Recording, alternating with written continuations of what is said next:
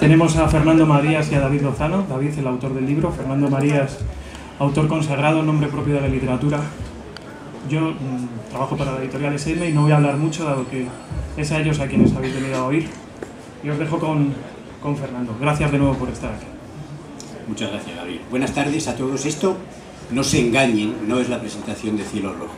Algunos atrevimientos, yo sé que es osado, porque hemos hecho alguna cosa juntos y sé que es osado en las cosas que escribe. Algunos atrevimientos que me parece que ha tenido con Cielo Rojo. En primer lugar, yo recibo el libro y empiezo a leer una historia cuya primera escena tiene lugar en Ucrania, y veo que de pronto ese escenario que yo pensé que iba a ser simplemente la primera escena, y luego iban a pasar otra serie de cosas, nos íbamos a ir a otros lugares, esa es la apuesta clara que el autor elige, que a mí me ha sorprendido mucho. No quiero hablar todavía de los escenarios concretos del libro, pero sí me gustaría que nos comentaras un poco por qué no has sacado un escenario español o europeo más cercano. ¿Por qué esta apuesta que de entrada al lector español le puede resultar un poco chocante, ¿no? Porque podría parecer, no ocurre así, pero podría parecer que están un poco lejos de nosotros, que son personajes un poco lejanos de nosotros. ¿Por qué elegiste tan claramente, tan nítidamente esta apuesta? Bueno, buenas tardes. Voy a contestar ya la pregunta de Fernando. Antes, por supuesto, quiero agradeceros a todos que, como han dicho ya en esta tarde tan terrible, os habéis acercado hasta aquí. Quiero agradecer a Fernando. Gabriel lo ha dicho muy bien, nombre propio de la literatura. Yo estoy aquí con mi novela, pero bueno, este es un gigante. Contesta la pregunta, ¿no? Ya voy. No te líes. Antes, cuando veíamos a la gente entrar, Fernando me dijo, ¿cuánta gente arrastras? Y digo, no, vienen por ti. Esto es por quien me presenta. Bueno, así que muchas gracias. Con respecto a la pregunta de por qué Ucrania, es verdad, que parece en un principio que dices, oye, ¿esto qué tiene que ver con la realidad española, no? Esto puede dificultar que el lector se identifique. Pero lo cierto es que, como hay dentro de la trama, y esto puedo desvelarlo, una cuestión vinculada con el escenario de Chernóbil, parece que ya todos, históricamente, vinculamos lo nuclear con esa zona de la antigua Rusia, ¿no? Y como ese es un ingrediente que está presente en la novela, en su momento sí que llegué a la conclusión de que si vinculaba la trama en escenarios españoles, y lo ha dicho antes Fernando, podía quedar poco verosímil. Yo creo que ese recuerdo que tenemos de vincular ese tema de la tragedia de Chernóbil con todo el tema de la radiación y todo eso, lo vinculamos mucho con el este. Es algo ya casi sociológico. Y no me atreví a vincularlo aquí en España. Pero es que eso, bueno, yo creo que es una sensación psicológica que es muy curiosa. No sé por qué, por ejemplo, si no se plantea sentir verosímil una historia de zombies que te dicen esto es una macro rebelión de zombies en Australia, tú dices sí, me parece natural. Pero si te dicen que es en Barcelona, dices, hombre, en Barcelona no parece normal que haya zombies, ¿no? Me parece que es una lección muy adecuada, y me parece que realmente suma mucho a lo que tiene el libro, que podríamos abordarlo de maneras muy distintas, porque es un libro que tiene varios temas muy potentes y muy poderosos. Yo no sé si podríamos empezar hablando de que es una novela sobre la amistad. Podríamos decir que es una novela de política ficción, en la que además me parece que se obliga de alguna manera al lector a hacerse determinadas preguntas sobre las mentiras que a veces los poderes, por llamarlo de alguna manera, nos hacen a todos los ciudadanos. Podríamos hablar de un tema que a mí personalmente es el que más me ha interesado, el que más me ha conmovido, que es la figura del monstruo. El monstruo no se derrumba jamás en la literatura. El monstruo, todos los monstruos de la literatura nos conmueven, todos los monstruos que son seres solitarios, ese monstruo terrible, atroz, capaz de matar, capaz de destruir, pero que a la vez lo hace porque sufre enormemente, como también definió Mary Shelley en Frankenstein, es mato porque soy desgraciado, y eso es verdaderamente así, ¿no?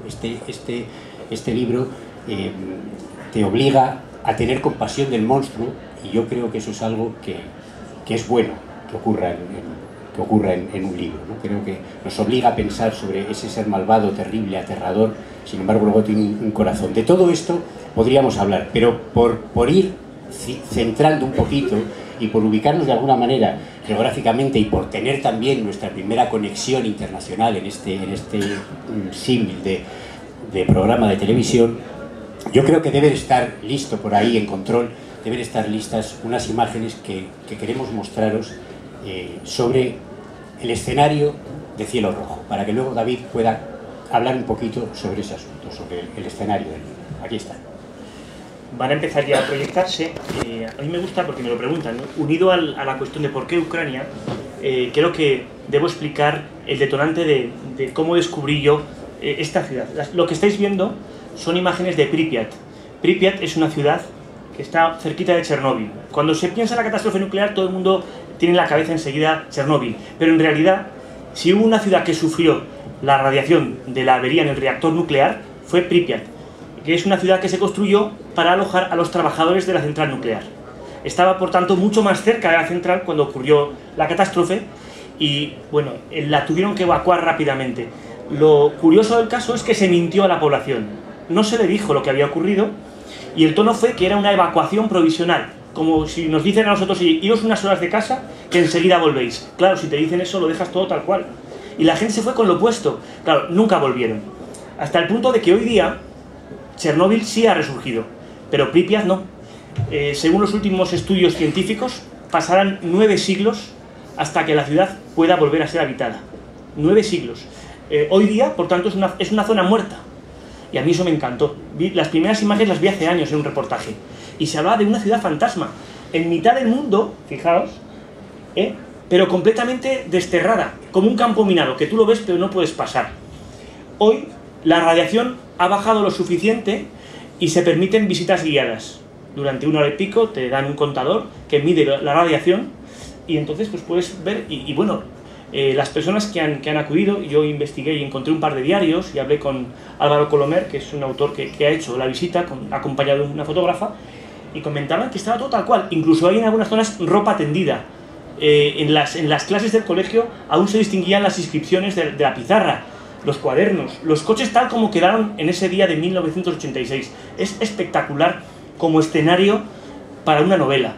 Aquí estáis viendo, esta es una de las fotos más conocidas que hay, el parque de atracciones con los autos de choque. Bueno, lo que estamos viendo es que quedó así en el 86. Han pasado 25 años y no se han movido un milímetro, sigue todo tal cual. Bueno, esto es de una maternidad, claro, todavía queda más impresionante, ¿no? Y como digo, ese fue el origen de la novela. Yo dije, es que este escenario está pidiendo a gritos una historia. En mi novela Donde surgen las sombras hay una cita inicial de Stevenson que me encanta. Y en esa cita nos habla de que los lugares piden su historia. Dice, ciertas costas piden naufragios, ciertas mansiones ruinosas, fantasmas, ciertos lugares sombríos, crímenes.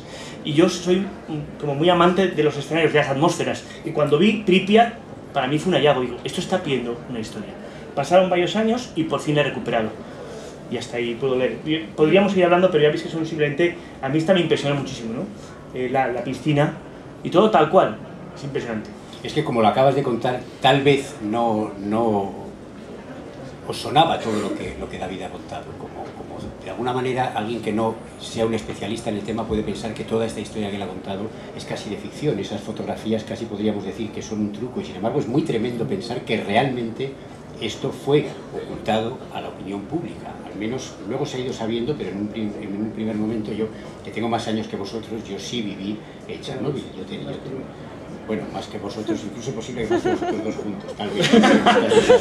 Pero yo sí recuerdo Chernóbil y recuerdo la catástrofe, que efectivamente se le dio la magnitud de la catástrofe, se contó en los periódicos, etcétera, pero de alguna manera enseguida se empezó a decir, bueno, pues esto está controlado. Enseguida se transmitió ese mensaje, ¿no? Y estoy de acuerdo contigo en que ciertamente es un escenario que casi pedía una novela que además yo creo que hasta ahora no tenía, lo cual es una muy buena noticia para ti y también para los lectores. Pero naturalmente cuando un novelista tiene un escenario y tiene un lugar en el que contar una historia, luego tiene que tener esa historia y tiene que tener esos personajes. A mí cuando uno abre el libro y primero se encuentra con el concepto Ucrania, luego se encuentra con la ciudad desolada, pero es que también cuando uno abre el libro ocurre una cosa que seguramente Gabriel, tú sabrás que Felipe la ha pensado mucho. Hablo de Felipe Samper, diseñador de SM, porque cuando uno abre el libro cae esta figura a modo de marcapáginas.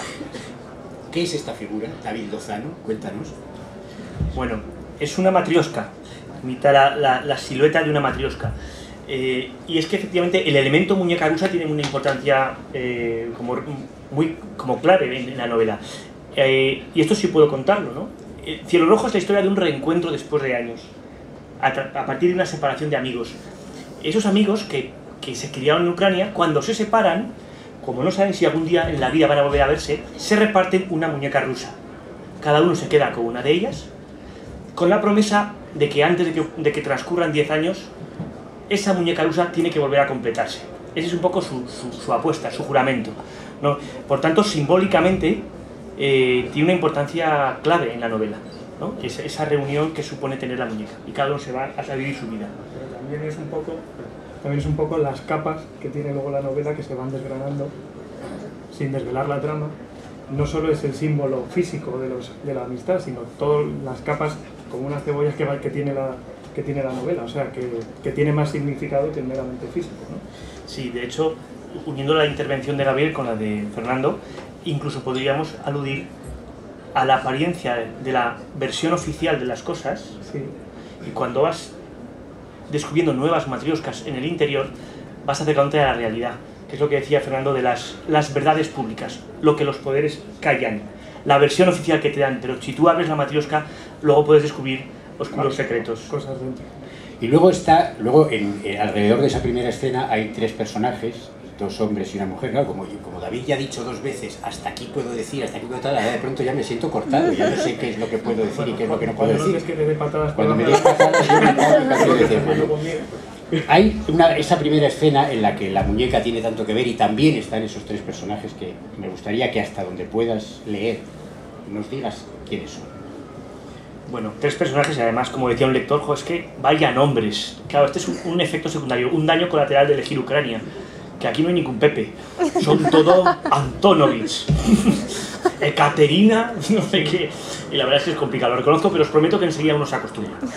Los protagonistas indiscutibles son 3 amigos, Ekaterina, Nikolai, que es el chico que viene a España, y Dimitri, que es el que se queda en Ucrania para esperarles al cabo de los años para reunir la matrioska. Y luego Antonovich, que es pues también un personaje que tiene un papel importante, aunque no activo, no en primera fila, y luego Motuliak, que es un paparazzi, un periodista que va a acompañarles en sus investigaciones. Son jóvenes, son soñadores, cada uno tiene sus propias ilusiones en la vida, valoran mucho la amistad, y ahí está el hecho de que los 3 quieran volver a reunirse. Y luego además entre ellos hay también una relación sentimental que va más allá de la amistad, ¿no? Quizá un poco en germen, pero hay algo, cuando se separan ya está ahí la semilla de algo que va más allá de la amistad. Bueno, luego también hay otro personaje, porque yo creo que ya va llegando el momento, tal vez, porque tenemos a nuestra estrella esperando también, no solamente es el público y no solamente nosotros, es decir, hemos hablado de los 3 personajes, pero hay otro personaje que yo no sé cómo lo presentarías tú. Yo creo que podemos hacer una pausa, no para la publicidad, sino una pausa para la esperada, estelar actuación musical de Rebecca Wells. ¿Nos cuentas un poco quién es Rebecca Wells? Porque, perdona, debo señalar que es realmente extraordinario que vayamos a tener la actuación musical de una estrella real que, sin embargo, lo que podría ser una contradicción, es un personaje de novela, o viceversa. Explícalo un poco si es posible. Acabamos de hablar de los 3 personajes, ¿no? Son 2 chicos y una chica. Ella, Ekaterina, en ese viaje, a partir de la separación del grupo de amigos, aterriza en Estados Unidos con su familia, y en esa lucha por sus sueños, al cabo de los años, se ha convertido en una cantante de un grupo de música y en esa conversión ha adoptado el nombre artístico de Rebecca Wells, con su grupo Lemon Drops. Y es ella la que vuelve al cabo de los años a Ucrania en ese reencuentro. En realidad no vuelve Ekaterina, vuelve Rebecca Wells, convertida ya en una cantante de cierto éxito. Y como muy bien ha dicho Fernando, hablar de ella en realidad es escuchar su voz.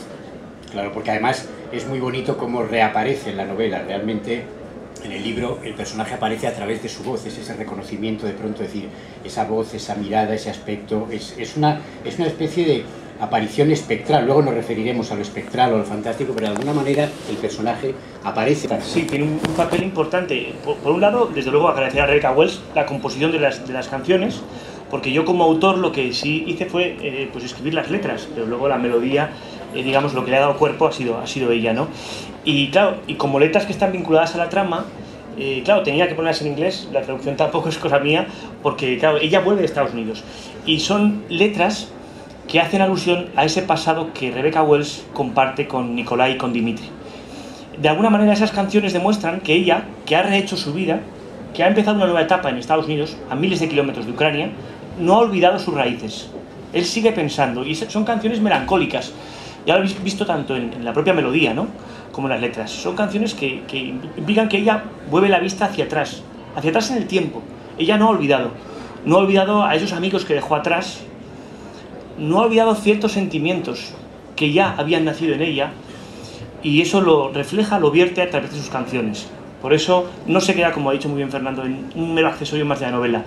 La música acompaña los acontecimientos. La música que dentro del libro uno puede buscar, porque están los datos suficientes para que en un teclado encontremos la música, pero hay más cosas que podemos encontrar, porque hay otros juegos, es decir, es una novela que se expande de alguna manera hacia la red. Lo que en la editorial nos gusta llamar transmedia. Ese concepto que inventasteis hace un tiempo y que a algunos nos ha dado un disgusto tratar de explicar. Que tú inauguraste con tu novela. Porque el concepto de la novela transmedia estamos mucho tiempo, yo llevo un año tratando de explicarlo y no lo he conseguido, así que ahora voy a permitirme el placer de pasarle la pelota a David y decirle, a ver, explica tú lo que es cómo es transmedia tu novela. Pues desde luego si hay alguien que tendría que saberlo muy bien es Fernando, porque efectivamente es el pionero en España de las novelas transmedia con El silencio se mueve. Bueno, en realidad veo que el editor también se mantiene al margen. Yo lo puedo explicar, pero han venido a oíros a vosotros. Bueno, ya veis que por un lado la novela tiene su versión convencional en papel, o sea, no hablamos de nada que se necesite para leer la historia. Es una novela, en ese sentido, convencional, pero es cierto que viene enriquecida. Si uno quiere llegar un poquito más lejos, digamos que hemos conseguido reflejar en la red parte de la historia, para que resulte más verosímil, más creíble. Hemos enriquecido la realidad de la novela, de tal manera que según qué contenidos y aspectos y acciones hacen los personajes, uno puede comprobar que están en la red. Un ejemplo lo tenemos en las canciones. Rebecca Wells, que es un personaje que canta, y sus canciones están aquí presentes, las descubrimos en la vida real, están en la red, uno puede escucharlo. Pero de la misma forma, si los chicos se ponen a investigar y se meten en blogs, resulta que vamos a la red y podemos descubrir lo mismo que ellos están descubriendo. Esos blogs secretos están en la red. Pero hay que encontrarlos. Podemos incluso adelantarnos a ellos de alguna manera. Sí, en cierto modo sí. Yo cuando hablabas antes de los nombres, que es verdad, doy fe, porque a mí me ha ocurrido, en la primera página uno se encuentra con los 3 nombres y dice, uy, me voy a liar, pero no, es cierto que muy rápidamente te haces a ellos. Sin embargo, hay un nombre al que no he logrado hacerme. Espero ahora que me ayudes a pronunciarlo correctamente y expliques lo que es. Porque cuando uno empieza a leer La maldición, además estoy leyendo aquí una línea que me encanta. El periodista se planteó por enésima vez si la maldición del Chudovice. A ver, David. Pero es terrible, es que no puedo mejorar esa pronunciación. Se pronuncia así. Pero impecable, y si no fuera así, no iba a decirlo porque no lo sé hacer mejor. Pero o sea permítame, sí. Además lo has captado con el tono clásico de la zona de Ucrania, con toques de Mar Negro. Muy bien. Permite que lo repita. No creo que pueda. Por favor. Si está tan bien, lo voy a repetir. No creo que sea igual, pero adelante. El periodista se planteó por enésima vez si la maldición del Chudovice. ¡Qué maravilla! Pero se capta incluso las inflexiones de Kiev. O sea, es que es una... Pero podríamos acabar aquí la presentación y empezar a repetir esto una y otra vez. A mí me llena. Bueno, explícanos lo que es el Chudovice. No te vas a escapar. Ya habéis visto que David tiene una habilidad enorme para eludir las preguntas conflictivas. Él sabe muy bien que esto no se pronuncia así, pero de pronto ahora se ve en el lío de tener que explicarlo y entonces se ha liado esto de que pronuncio bien, como si fuera de Kiev, todo esto. No, querido, cuéntanos lo que es el Chudovice. Cosas, toda una vida hablando sin decir nada y de repente te piden contenido. No, lo cierto es que yo no podría hacerlo mejor, en serio. Tampoco he tenido la ocasión de escuchar a un ruso o a un ucraniano mencionarlo, pero estoy convencido de que se aproxima mucho. Pero también podría pronunciarse de una manera por completo distinta, pero explica lo que es el Chudovice. Sí, me voy a centrar en lo que sé. Bueno, cuando yo buscaba bautizar a la criatura, pues bueno, tuve que llevar a cabo mi primera aproximación con el ruso. Desde luego no con el cirílico, que eso es absolutamente intraducible. Pero bueno, luego descubrí que el cirílico de alguna manera se hace humano hacia Occidente, y hay unas ciertas versiones. Y yo decía, tiene que ser una palabra que incluso signifique algo, pero no solo algo, tiene que ser algo vinculado con mi propia historia. Y claro, empecé a buscar con el fastuoso traductor que encontré en internet todo tipo de... Sí, estoy perdiendo glamour a palabras. Y no puedo callar. Y esto me perjudica, gracias Fernando. Con lo bien que iba la cosa. Claro, yo empecé a buscar, ¿no? Criatura. Y busqué. No pienso... No recuerdo cómo era. Solo faltaría que me acordase de las versiones. Monstruo. Ser. Animal. Yo qué sé. Y claro, la mayor parte directamente no servían porque o eran así, de longitud, o directamente no tenían ni siquiera una versión humana desde el cirílico. Pero encontré eso, Chudovice, que era la traducción de monstruo. Eran todo como muy sinónimos, ¿no? Criatura, monstruo, ser, animal... incluso busqué algún tipo de composición un poco más compleja, criatura del bosque, pero eso ya era una cosa. ¿Cómo lo habríamos pronunciado? Criatura del bosque. Imagínate, era algo así como bueno, perdón, acabado en Chosky, casi todo acaba en Chosky. Te ha quedado chiquito la primera. Sí, no, Grihander Chosky. Pero bueno, entonces en la novela hubiera ocupado 3000 páginas solo con el primer capítulo. Así que Chudovice era una cosa contundente, así concreta, misteriosa, misteriosísima. Espero, porque no lo he comprobado. Ahora es cuando alguien levanta la mano y me dice que su abuelo fue ruso y que en qué página he mirado, que eso lo que significa es lavadora. Se me ocurrían cosas mucho peores, pero esa misma estaría bastante mal. Sí, lavadora, la leyenda de la lavadora del bosque, que era muy ecológico, pero no. Pero por fortuna creo que efectivamente significa eso, criatura, monstruo. De todas formas, yo creo que es un poco desdichado para nosotros que estamos aquí en la mesa que justamente esta idea y estas palabras genere tanta risa entre el público, porque precisamente esto es lo más dramático de la novela, porque ciertamente la novela tiene un elemento muy dramático y seguramente es el elemento que ya me da miedo pronunciarlo porque se van a reír, el gran drama, la tragedia del Chudovice. Sí. Pues ya veré. Ya hemos acabado, no tiene ninguna razón. Bueno, este elemento es, yo creo que es, como digo, a mí siempre me gusta más la tragedia que lo amable. Realmente en el libro, cuando se hace ese planteamiento, esa primera escena, esa historia de amistad, ese escenario que hemos visto, cuando se empiezan a plantear una serie de cosas y aparece este ser que ciertamente añade la inquietud, añade el miedo y añade la sensación de tragedia. Es decir, yo creo que, verdaderamente creo que los buenos libros tienen que tener de alguna forma la tragedia impregnándolo, porque si no, me parece que siempre les falta eso, ¿no? Creo que la tragedia suma los libros, los hace más grandes.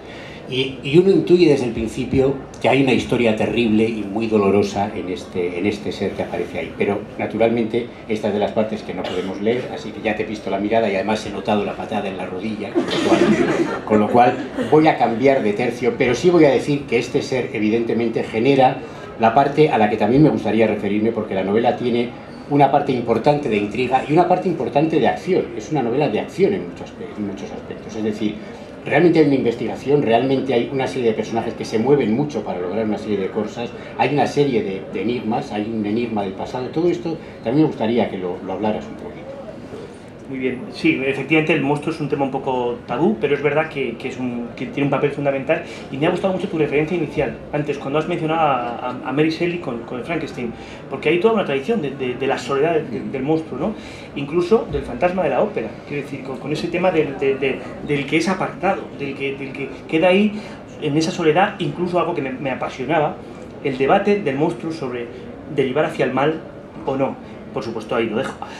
En cuanto a la acción, es cierto que si hablo de que hay un reencuentro puede parecer todo muy melancólico, ¿no? Pues se reencuentran, se cuentan cómo ha ido su vida, pero lo cierto es que, como ha comentado Fernando, la historia va mucho más allá, porque lo que provoca ese reencuentro es que descubran que sus recuerdos tienen una imagen que no se corresponde con la realidad. Ellos tenían, pues como digo, esa imagen de una infancia bucólica, inofensiva, y lo que van descubriendo es que van empezando a rasgar, ¿no? Y lo que van descubriendo es algo mucho más atroz. Es decir, ese recuerdo que tenían no es real, y a partir de ese reencuentro es como van a descubrir algo terrible, una auténtica pesadilla que se oculta en ese territorio que dejaron, ¿no? Por eso hay un ingrediente de investigación y de acción muy importante. Son muchos elementos realmente, como a mí, por ponerte en más aprietos, porque te das cuenta que va saliendo de todos. Entonces esto, vamos a ver si le ponemos alguno más, que sería, ¿cómo defines una novela en la que hay monstruo, amistad, amor, una estrella de rock, una investigación, una política ficción que no es política ficción, sino que más bien es denuncia de algo que sabemos que existe en todos los países de la Tierra, que es cómo el poder oculta la información que no le interesa? Es realmente complicado armar todo esto, supongo que te lo resultó porque la novela avanza muy bien, esto también hay que decirlo, ¿no? La novela avanza muy bien, la novela se lee muy bien y la novela es una especie de apisonadora que va avanzando y que va desgranando a la vez todas estas historias, es decir, va triturando todos estos elementos que hemos dicho para hacer que el lector fluya por un camino muy recto. ¿Cómo lo has hecho? Un momento, antes de que conteste. Yo a David en la editorial le doy mucha caña. Y yo te voy a definir, y fuera también, te voy a definir esta novela, tu mejor novela. Así la defino. Y es difícil porque son todo obras maestras. Esto no es fácil. Es más, cuidado. Es tan difícil que ahora realmente esto lo has dejado tan en el aire que este sería el momento para decir un momento para la publicidad para nuestro patrocinador, pero es que no tenemos patrocinador, con lo cual yo creo que vamos a pasar directamente a tu respuesta. ¿Es tu mejor obra maestra de este mes? De tus muchas obras maestras. ¿Dentro de tu producción? Bueno, me queda mucho aprendizaje aún, lo sé, dentro de ese Olimpo de los autores, pero estoy ganando tiempo, si os dais cuenta, ¿no? Sí. Gano tiempo porque sigo sin decir nada en concreto, porque efectivamente habéis conseguido situarme en una encrucijada. ¿Qué digo? Pues, si es mi mejor novela, claro, no soy yo quien debe juzgarlo, no, sino los lectores. Pero desde luego sí que es cierto que, y ahora hablando en serio, que en realidad yo no soy un autor muy prolífico, yo no tengo muchísimos libros y no hace tanto que empecé a dedicarme a esto profesionalmente. Por tanto, y como digo, estoy hablando en serio, me queda mucho recorrido por aprender y por perfeccionarme, y yo quiero creer que con cada nueva novela mejoro en algo. Desde luego, y como insisto, estoy hablando ya en temas ya como medio muy serios, pues está claro que yo veo en esta novela pues puntos débiles, veo cosas que me gustaría mejorar, pero yo sí que es cierto que, contestando a la pregunta, que yo sí estoy orgulloso de esta novela.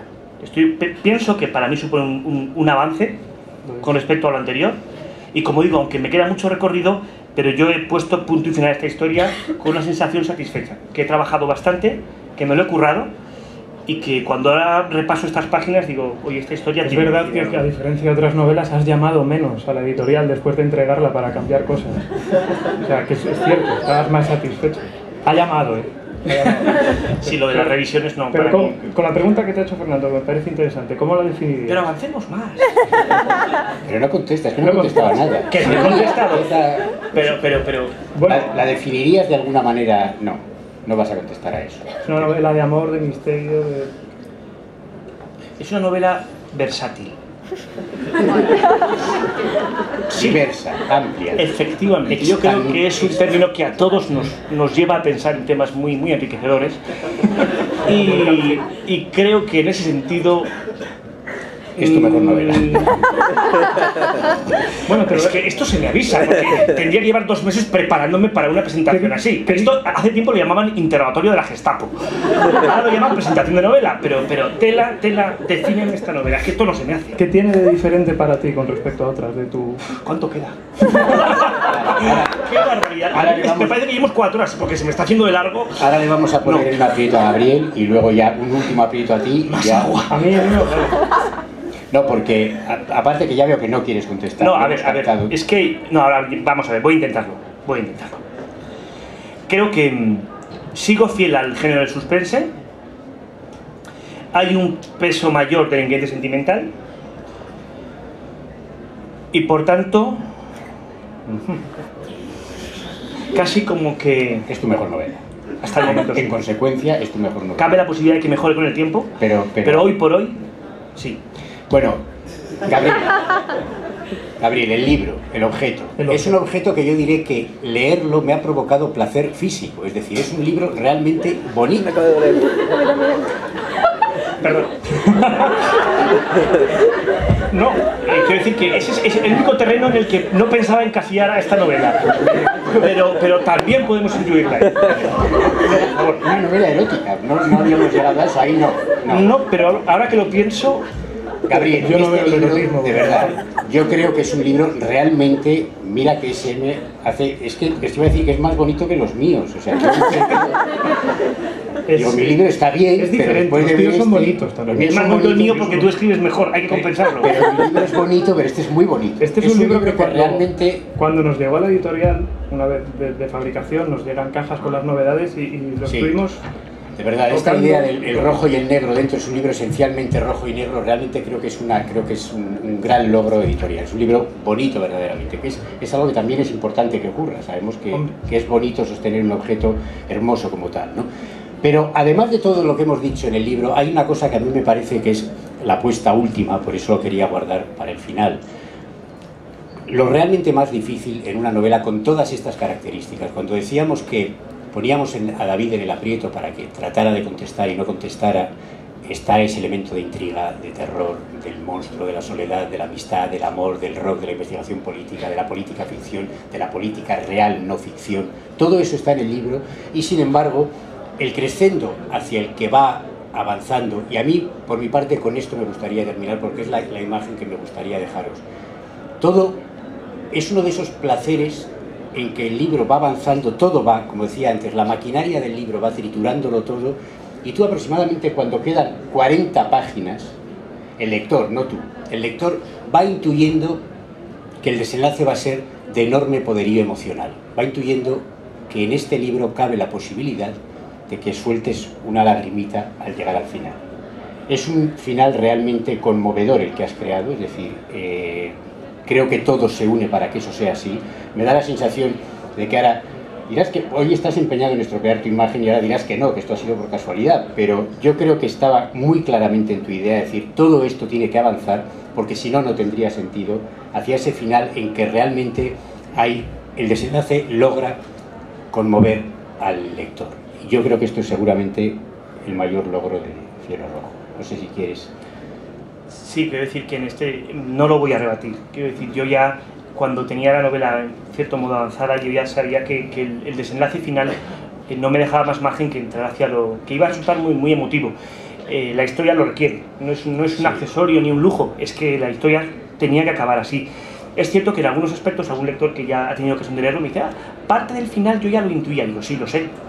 Parte de la historia, intencionadamente, yo ya lo hice en cierto modo previsible, pero porque yo buscaba precisamente, claro, no puedo desvelar nada del final, otro tipo de cosas para el final. Entonces, sí, pero el componente emocional, el final es... Tú lo has dicho al principio, pero aquí hay una tragedia, y las tragedias de alguna manera tienen que tener un desenlace. Para que se queden adheridas a la mirada y al corazón del lector. Si no, es que es cierto que yo creo que si no hubiera tenido ese final, pienso que pasa de otra manera. Pienso que la razón por la que se te pega como lector es porque realmente, bueno, pues estás haciendo una propuesta de la que no podemos decir nada, naturalmente, pero que sí invitamos a quienes lo lean a recordar este momento en que estamos diciendo que seguramente Cielo Rojo es un libro que provoca una emoción intensa en su desenlace, en la mirada y el corazón del lector. Y con esto, y después de, no sé si lucirme otra vez pronunciando lo de Chudovice, o yo pienso que podemos ya terminar, porque llevamos ya una hora hablando del libro. Casi. Y es posible que los lectores, que sabéis que evidentemente el libro ya se puede comprar y que además, David, esto hay que decirlo también, me parece, porque conviene, tú te entusiasmas y te olvidas de que el libro también hay que venderlo y de que aquí has venido a firmar libros,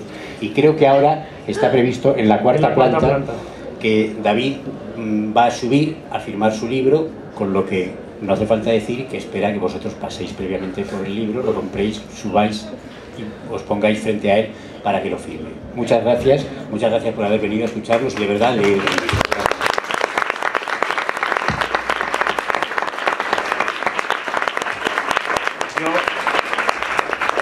Tengo que decir la última palabra, me encanta, pero no, lo cierto es que debo también que dar un agradecimiento muy especial tanto a Fernando por el esfuerzo, porque efectivamente no titubeó cuando yo le llamé para pedirle que me acompañara hoy aquí. Es muy especial, por amistad, porque yo, como he dicho antes, es el pionero para este formato y por muchas razones. Y ya estaba a la altura de las circunstancias sobradamente. También a Gabriel y a la editorial SM, que en definitiva está representada por él, porque, claro, siempre se habla del autor, pero aquí hay muchísimo trabajo, no solo mío. Entonces aquí hay varias personas de la editorial, de todos los departamentos, y tengo que decirlo, los escritores somos la cara visible, pero sin el respaldo detrás de un montón de personas, de un equipo de trabajo impresionante, pues estas obras no verían la luz. Así que otro aplauso para la editorial y para la familia.